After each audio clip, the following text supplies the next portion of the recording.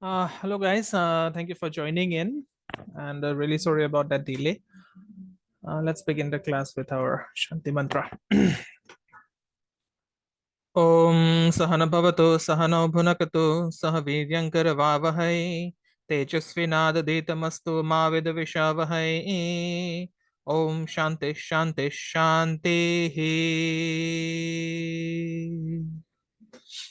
Okay. All right.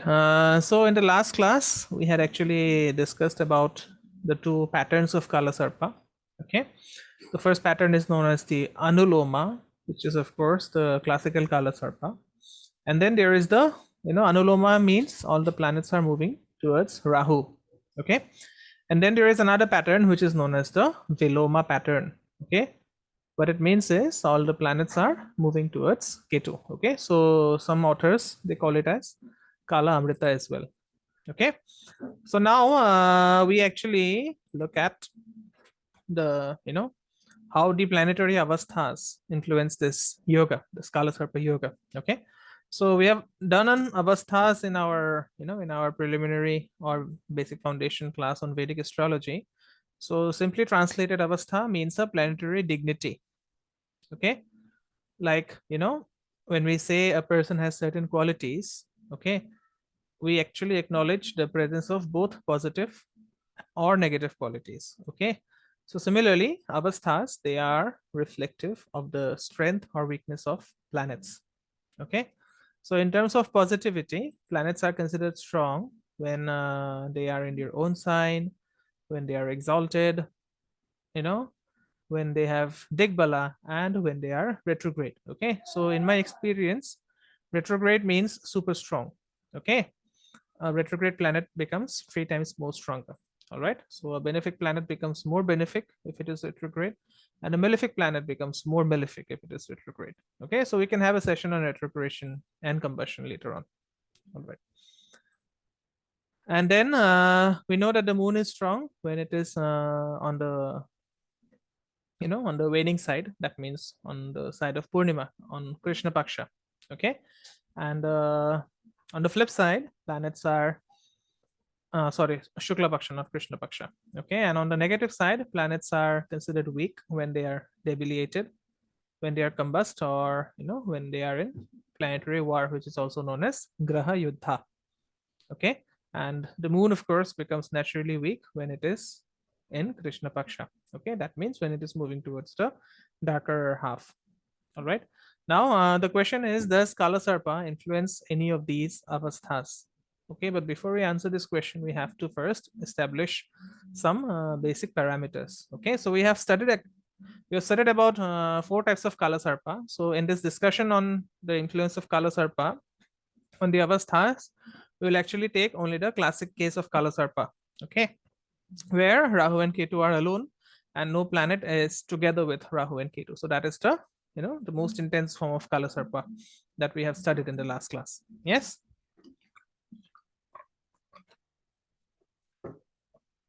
So the first parameter that we will consider is Kala Sarpa splits a chart in 2 parts. Okay. Let us take an example. I'll just share my screen here.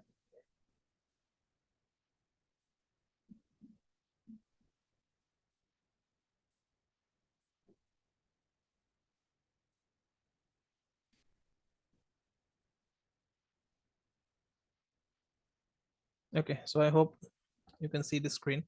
So for our convenience, we are assuming that,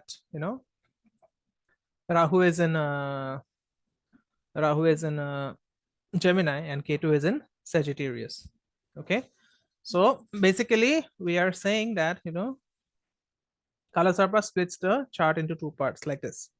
Okay, it splits the chart into 2 parts like this. Yes. And the second parameter that we are assuming is that all the other 7 grahas, okay, the Sapta grahas, they lie on one side or other of that axis. Okay. So now, if the planets range in zodiacal order from Ketu to Rahu, it is known as Anuloma. And if it is from Rahu to Ketu, it is known as Viloma. Okay. So Viloma, of course, is the Kala Amrita, and Anuloma is the Kala Sarpa, the classic Kala Sarpa that everyone fears about. All right. Now, taking the example of this chart, we have Rahu in Gemini and Ketu in Sagittarius. Okay, some authors consider this as the exalted positions. Okay, now say we have planets in in Anuloma. Okay, so if you have planets in Anuloma, look at the chart. Okay, keep looking at the chart. If you have planets in Anuloma, what will happen is only the signs of Capricorn, Aquarius, Pisces, Taurus, and Aries will be occupied. Okay, so let's say we have put the sun in Aries, the moon in Taurus, the Mars in Capricorn. We have put Mercury in Pisces. Okay, we have put Jupiter in Pisces. We have put Venus in Taurus. Okay, so and then we have put Saturn in Capricorn or Aquarius. Okay, so what is happening is, suppose for example, if we put the sun in Aries, it will be exalted. So consider that as positive, number one. Okay, the moon in Taurus will be considered exalted. That is number two. The Mars, if we put it in Aries or if we put it in Capricorn, it is exalted. Okay, or it is in its own house, so it is strong. So that is number three. That is the third positive. So we have to put Mercury in Pisces, so that will be debilitated. So that is number one, negative. If Jupiter is placed in Pisces, it will be positive.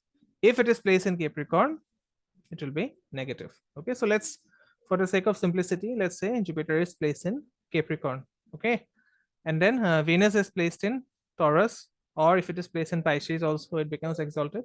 So this is positive. Okay, so again, Saturn is if we put Saturn in the sign of Capricorn or Aquarius, it will be positive because then it will be in its own house or Mula Trikona. Or if it is in Aries, it gets debilitated, so this will be negative. Okay, so let's say it is positive. Okay, so let's say we have placed Saturn in Capricorn or Aquarius. So we have 5 positives versus 2 negatives. Okay, so this is how you will try to understand whether the yoga will be harmful or whether the yoga will be beneficial. Okay, now say we are putting all the planets on the other side of the of the nodal axis. Okay, so by our classical definition of Kala Sarpa, that means the strong Kala Sarpa, you'll see that the planets can only fall in Cancer, Leo, Virgo, Libra, and Scorpio. Yes. So let's say we have tossed 2 planets into these signs. Okay. Let's say the sun is in either in Leo or it is in Libra. Let's say the moon is either in Cancer or in Scorpio. Let's say Mars is either in Scorpio or in Cancer. Mercury is in Virgo. Jupiter is in Cancer. Venus is either in Libra or in Virgo, and Saturn is in Libra, which gets exalted. Okay. So this is a Viloma configuration. Okay, so count the positives as I have told you before. Okay, sun in its own sign Leo. If we put the sun in Leo, it will be positive. If it is put in Libra, it will be negative. Okay, so let's say it is in Leo, so 1 positive. Yes, let's say the moon is in its own sign of Cancer, so the second positive. Let's say Mars is debilitated in Cancer, so this is negative. Let's say Mercury is exalted in Virgo, so it is positive. Jupiter will be exalted if we put it in Cancer, so let's say this is positive. And then let's say Venus is is in its own sign. Okay, so it is positive. And then Saturn is exalted in Libra, so we have 7 positives versus 1 negative. Yes, so the point of this exercise being, we can say that if if Rahu is in Gemini in general, it will be preferable for all the planets to be moving from Ketu towards Rahu, which is Anuloma. Okay, because in this configuration, the planets have the best chances of enjoying dignities and thereby producing a stronger chart. Okay, now you can actually duplicate this analysis for every orientation through the zodiac. All right, and examine with respect to Anuloma or Viloma. Okay, and if you do that, try that for as many example charts as you can. If you do that, you'll be, you'll be left with an observation that, anuloma is better for some nodal orientations, and the same is true for viloma. Okay, do not, if you do this exercise, you will come to know that anuloma is not all negative and viloma is not all positive. Okay, it's a mixed result that people get because of anuloma and viloma. All right, so if we consider charts where we have situations of planets occupying the same sign as one or both of the nodes, then also the same, observations will be found out, that, anuloma is not always negative and viloma is not always positive. Okay, so what I'm trying to say is that this preference of anuloma or viloma is very much dependent on the zodiacal orientation of the nodal axis, how the nodal axis is organized. Okay, and if you study avastha variance by nodal sign and direction, what happens is, I'm stopping the share. What happens is, anuloma is preferred. Okay, anuloma is preferred if Rahu is in Gemini, Cancer, or Leo. Okay, take this as a, as a predictive principle. It is better to have anuloma if Rahu is in Gemini, Cancer, or Leo. Okay, and it is better to have viloma if Rahu is in Sagittarius, Capricorn, or Aquarius. Okay, so my Rahu is in Aquarius and I have this viloma direction. All right, so it is much better to have viloma if Rahu is in Sagittarius, Capricorn, or Aquarius. Again, I'm just repeating for your convenience. It's better to have the, it is better to have the anuloma pattern if Rahu is in Gemini, Cancer, or Leo, and it is better to have the viloma direction if Rahu is in Sagittarius, Capricorn, or Aquarius. Okay, but again, I'm again conveying the fact that this is hypothetical. Okay, because if you look at the chart of a client with Kala Sarpa Yoga, the client may have Rahu in Cancer with all the planets in Anuloma direction and yet have none of these dignities. It is just an assumption that we made, isn't it? So, view this statement in the broadest possible context. Okay, and why I'm saying this, to view it in the broadest possible context, because you should not be biased as an astrologer. Okay, just because I said that anuloma is preferred when Rahu is in, say, Gemini, or viloma is preferred when Rahu is in Aquarius, don't have that bias. Okay, so if you compare the distribution of anuloma and viloma in Kala Sarpa charts of famous people, okay, then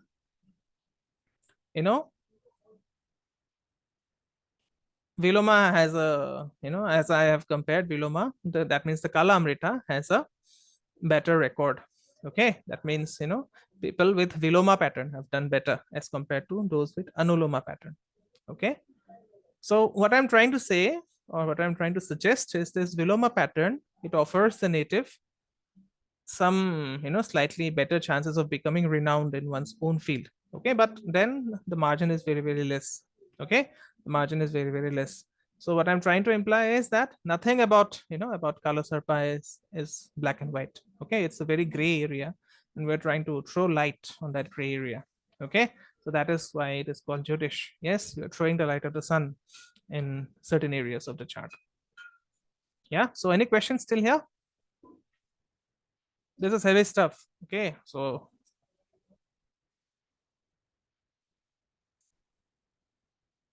all right, let's move forward. Yes, so now let's look at the let's look at the consequences of Kala Sarpa. Okay, so this formation of Kala Sarpa in a chart has has a lot of consequences. Yes, and that is the reason we are studying Kala Sarpa. What consequences does it have? Basically, if you have Kala Sarpa, what consequences are meant for you? Okay, so as I said, by definition, the chart is split into two parts by the nodal axis, and all of the planets are constrained to roughly half of the zodiac. Okay, so as I said about avasthas, this division creates a bias for for sign based strength and weakness of planets depending on the direction relative to the nodes. And although although we have to say that people find it a bit easier, people find it a bit easier if they have the viloma condition or the viloma pattern as compared to anuloma. we must acknowledge the fact that what we are going to study is a very complex phenomenon. It cannot be generalized. Okay, and that is the reason why Kala Sarpa have, Kala Sarpa perplexes many people or many Jyotishis due to its meaning and effects. And that is the reason some people, some famous Jyotishis, they say that Kala Sarpa do not exist. Okay, but it is not true. All right, and so we'll take a deep dive at the consequences of Kala Sarpa. Okay, and some of these consequences, they involve avasthas of an astronomical nature, while others involve the formation of certain yogas. Okay, and what we will do, we'll follow certain factors, or we'll study certain factors that require a bit of our analysis. Okay, so the first factor that we will study is the lunar phase. Okay, so what is the lunar phase? It means the phases of the moon, right? And the moon is the most important planet in Vedic astrology because it signifies the sharira. Okay, people think moon is only for emotions. No, it is not. It is your sharira, the food body. Okay, that is the reason food is ruled by the moon. All right, anna is ruled by the moon. Okay, so this is, the moon is sharira. And who is consuming the moon? The sun is consuming the moon. Fire is consuming moon. Okay, because Agni always consumes Soma. And that is what the Vedas say. Okay, all life is an interplay between Agni and Soma. And Agni is always consuming Soma. So what is Soma? Soma means all material things. Okay, that come with a certain longevity. Okay. So as I said, unlike the sun, the moon does not emit light of its own. We can see the moon with the naked eye only because the sunlight reflects off the lunar surface. So as the moon revolves around the earth, it will go through, certain apparent phases. And when it is in the same part of the sky as the sun, it is mostly invisible because sunlight cannot reflect off that half of the moon which is facing us. Okay, but as the moon advances through the zodiac, we see a crescent of sunlight reflected from its surface. Okay, and the greater its angular separation from the sun, the more of the moon we see in its waxing phase. Okay, and when from our perspective the moon is opposite to the sun, we see it as full. Okay, and that is called Purnima. Yes, so as the moon closes the angular distance from the sun, we see a diminishing crescent in its waning cycle until it seems to disappear completely in the sun's aura. Okay, and that is Amavasya. Okay, so the dark moon is one whose light is minimal. That means when Amavasya happens, when the moon is in the same or adjacent sign to the sun. Okay, and conversely, a bright moon is one whose light is at or near maximum. That means when the moon is in the opposite or next to opposite sign from the sun. Okay, so if you consider this from a wider perspective, what I'm trying to say is the moon actually represents the phase of our life. The phases of our moon are actually representative of the phases of our life. Okay, so Amavasya represents the end of things and the creation of new things. And then just like we are created afresh in a new body after death, so similarly, as the moon waxes, we move towards our fullness. Okay, there will be a time when the body will have developed to its full maturity. So that is called Purnima. Okay, and from there it can only fall and fall and fall and fall till we don't have a body, which is called Amavasya, which represents the end of all things. That is the reason we have, we worship ancestors on Amavasya, because they are the ones without the body. Okay, so understand this, why Rahu actually represents the Amavasya Tithi, because Rahu does not have a body. Okay, so under Kala Sarpa conditions, bright moons are infrequent because, the two. Okay, what do I mean by bright moon? Purnima. Okay, so Purnima is very infrequent because the sun and the moon cannot be opposed unless both are close to opposite nodes.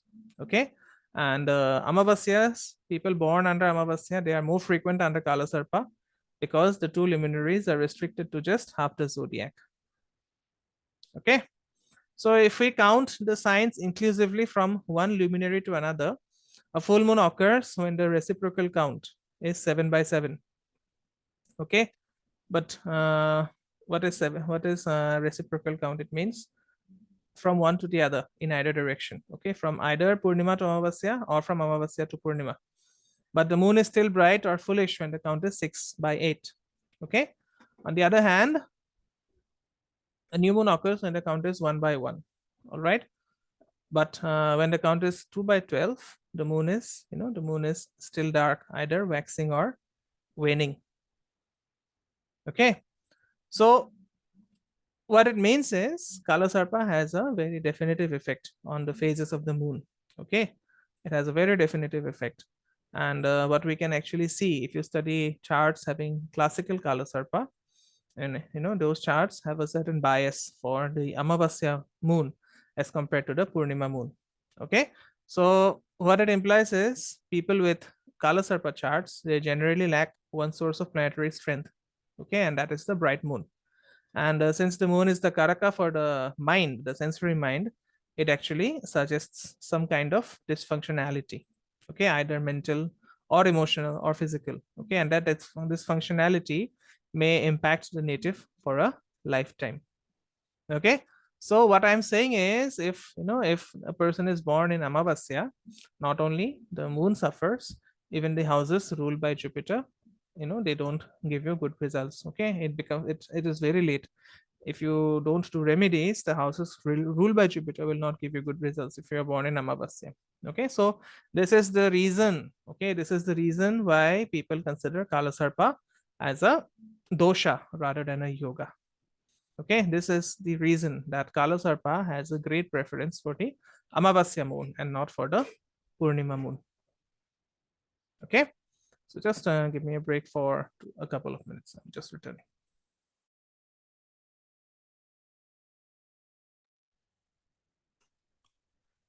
Okay, so we now look at the phenomenon of of combustion and retrogression with respect to Kala Sarpa. Yes. So what is combustion? Combustion is it is a condition where one of the planets, the true planets, okay, Mars, Mercury, Jupiter, Venus, or Sun, it appears so close to the Sun that the solar corona eclipses the visibility of that planet. Okay, the planet cannot the planet cannot get burnt by the Sun. Okay, so the planet appears very close to the Sun, and the visibility gets impacted because of that. All right. So what is combustion? Combustion can be classified as total, moderate, and mild. Okay, so even if you're studying astrology, then if a planet is within 3 degrees of the Sun's orbit, then it is total combustion. If it is within if it is between 3 to 6 degrees, it is moderate combustion. And if it is greater than 6 degrees, that means between 6 and 9 degrees, it is mild combustion. Okay, so these are these are how a planet becomes combust. Okay, and what happens when a planet becomes combust? It means the houses that are ruled by the planet, they become very, very weak. Okay, they become very, very weak, unable to give results. Okay, now what does Kala Sarpa do? It restricts the outer planets to roughly half of the zodiac. Okay, and what it means is it actually increases the chances of Mars, Jupiter, and Saturn to become totally combust. Okay, it does not it does not impact the inner planets much. Which are the inner planets? Mercury and and Venus, because they always remain in very close vicinity to the Sun. Okay, just 1 or 2 signs away from the Sun, not more than that. All right, but because Kala Sarpa, it divides the chart into 2 parts, so it dramatically increases the combustion possibilities of Mars, Jupiter, and Saturn. Okay, and when this happens, okay, in those planets which are combust, they become weak, and the signs ruled by the planets, they are unable to give you results. Okay, so again, even in case of combustion, since Kala Sarpa increases the chances of combustion of these outer planets, okay, especially Jupiter and Saturn, because Jupiter and Saturn, they are the karakas of 4 houses. Yes, they are the karakas of 3 and 4 houses of a chart. Okay, so since these karakas get destroyed, so Kala Sarpa can be classified as a dosha. Okay, because it increases chances of planetary combustion, thereby weakening the planets. Okay, now what is retrogression? Retrogression is when the planet is said to wobble in the opposite direction as opposed to its regular direction. Okay, so in astrology or in jyotish, a retrograde planet acquires strength by the virtue of its relative brightness. Okay, and this brightness is greater during the retrogression phase. That is the reason retrograde planets are said to be so powerful. Okay, so all the planets move around the sun from west to east, which is of course their direct motion. Okay, and because the earth moves at a different speed than the other planets, it appears to overtake the outer planets. Okay, and it is overtaken by the inner planets. Okay, so from earth those planets periodically appear to slow down. Okay, they appear to stop, or they appear to reverse their direction against the backdrop of the zodiac. So whenever a planet appears to move backwards, it is said to be retrograde. Now I'm using the word appears to move. Okay, I'm not saying it moves backwards. It means it's appearing to move backwards. Okay, and the state is known as retrogression. Okay, so at any given time, one or more planet will be retrograde. That is the reason, almost 70% of the charts that you will come across of clients will have a retrograde planet. Okay, so because of this phenomenon, vast majority of charts have at least one strong planet due to retrogression. Okay, but if we consider our analysis only with respect to Kala Sarpa, what we find is the observed frequency of retrogression changes. Okay, it changes. So how does retrogression occur? Classically, how does retrogression occur? Yes, classically, if a planet goes, 7 signs, the outer planets, if they go 7 signs away from the sun, they become retrograde. That means the sun is calling them back to their orbit. Okay, so classically, a retrogression, the phenomena of retrogression will occur only when any planet is at least 5 signs away from the sun, at least. Okay, at least. Now I'm not saying that outer planets opposing the sun are always retrograde. Okay, what I'm saying is when outer planets become retrograde, they are always on the other side of the chart, not necessarily opposite the sun, but generally 5 or more signs away from it. Yes, so suppose we have a Kala Sarpa chart, and if the sun is in the sun is in the first house, sun is in the ascendant, and Rahu Ketu axis is in 410. That means Rahu is in 410, Ketu is in the 10th. Then what happens? The outer planets will not be retrograde. Why? Because they will be on the same side of the nodal axis of the sun. Yes. So what I'm saying is, when as compared to normal charts, 70% of normal charts being, having at least one retrograde planet, only around 45% of charts having Kala Sarpa will have a retrograde planet. So this is another further evidence that Kala Sarpa diminishes a planetary avastha. Okay, why I'm saying diminishes? Because retrogression is an opportunity for the planet to be very strong. Okay, retrogression is an opportunity for the planet to be very strong, and Kala Sarpa denies this opportunity to the planet. Okay, it denies the opportunity. So it actually reduces the potential of the chart. Okay, because it denies the opportunity for a planet to become strong, it reduces the strength of the chart.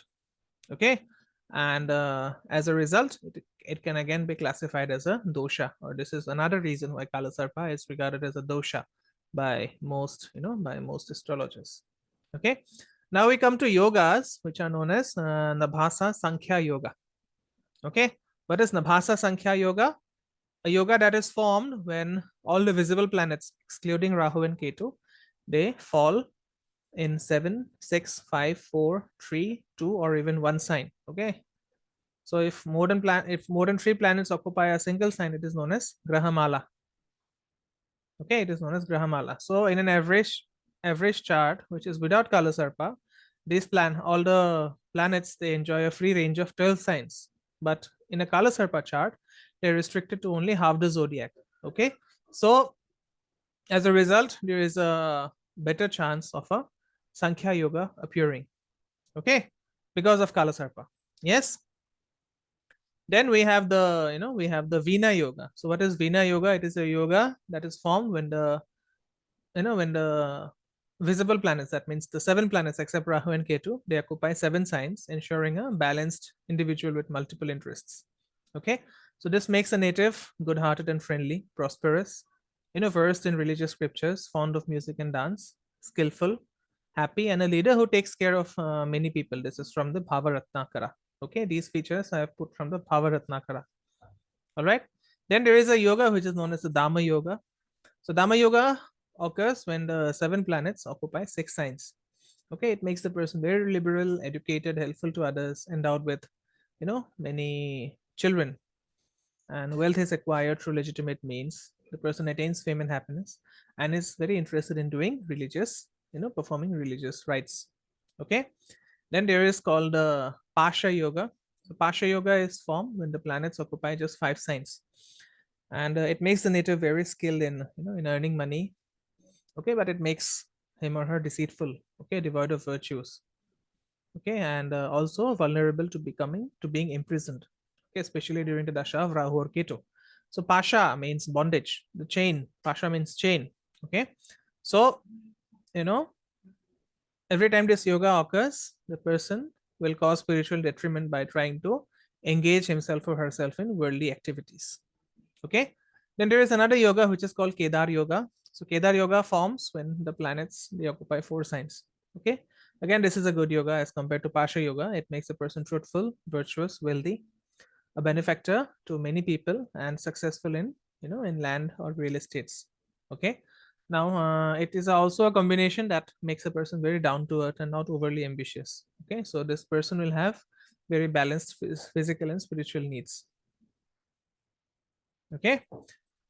Then we have Shul Yoga, which forms when when the Saptagrahas they occupy only 3 signs. Okay, it makes the person very sharp but very lazy. Okay, courageous but very cruel, and also dictatorial at times. Okay, and because the person is dictatorial, he or she can become socially very unpopular.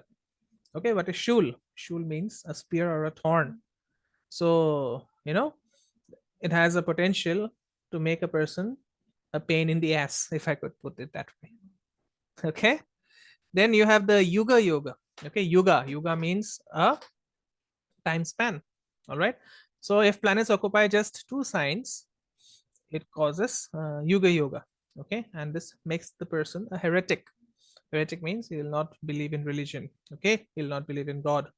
Atheists, most atheists have this combination. Okay, such a person can also be a hypocrite. Very shameless. Okay, and then sometimes he or she may be banished from the society due to his or her immoral acts.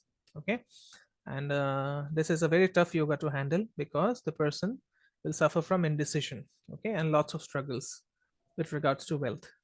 Okay, and then there is this yoga which forms when the planets except Rahu and Ketu are in only 1 sign. Okay, so not except Rahu and Ketu, either of Rahu or Ketu will be in 1 sign. Okay. Oh, sorry. Rahu and Ketu will be in other signs. The Saptagrahas will be in 1 sign. Okay, that is Gola Yoga. All right. So this makes a native. This makes the native to have a very strong body, but that native will usually be devoid of intelligence, learning. Okay, and therefore the native will be doomed to much misery and wandering. Yes, he or she will keep on wandering aimlessly in search of happiness. Okay, so what I'm saying is, if planets start getting concentrated at a single house, they become very vulnerable to combustion and and planetary war. Okay, so instead of taking these yogas literally, what we should do is we should simply note the progressively worsening prognosis. Okay, the prognosis worsens as planets are reduced to the occupation of fewer and fewer signs. So what it makes Kala Sarpa is that it makes Kala Sarpa act like a noose. Okay, like a noose that strangles the neck. So in this case, Kala Sarpa acts like a noose that limits the opportunities for the planet to spread out. Okay, and by doing so, it also increases the chances of imprisoning the planets. Okay, so let's stop here today. Okay, we'll be looking at Pravarajya Yoga in the next class. All right, so any questions from your end?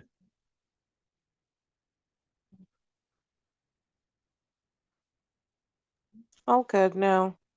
All right, all right. Okay then, thank you so much. In Kala Sarpa dosha, it's not dosha. Okay, don't classify it as dosha all of a sudden. Which planet native should make it stronger? Which planet native should make stronger? The moon or Mars? It's a very, it's not a, it's not a question to be answered in that way. Okay, you have to look at the entire chart. Yes, and if you want to answer that question, you have to see which planet can break the yoga. Okay, so there are three planets that you cannot escape: Sun, Moon, and Mars. You cannot escape Sun, Moon, and Mars. Okay, people become very afraid of Rahu, Ketu, and Saturn. But Sun and Moon and Mars cannot be escaped because Sun is the natural Atma Karaka, Moon is the natural Mana Karaka. Yes, and Mars is the natural Deha Karaka. So you cannot escape. You can neither escape the soul, nor you can escape the mind, nor you can escape this body. Yes, so Sun, Moon, and Mars cannot be escaped. So you have to see, which planet can break the yoga, and for you have to make that planet stronger. Okay, so you'll be in a better position to answer this question once you complete the course. All right. Okay, then. Thank you so much for joining in, and watch out for the new videos every Friday. If I've announced that as learning the Lagna, so I'll be putting out the video for Aries Lagna on this Friday. Okay, so thank you everyone once again, and I'll see you soon in the next class. Om Gurave Namaha.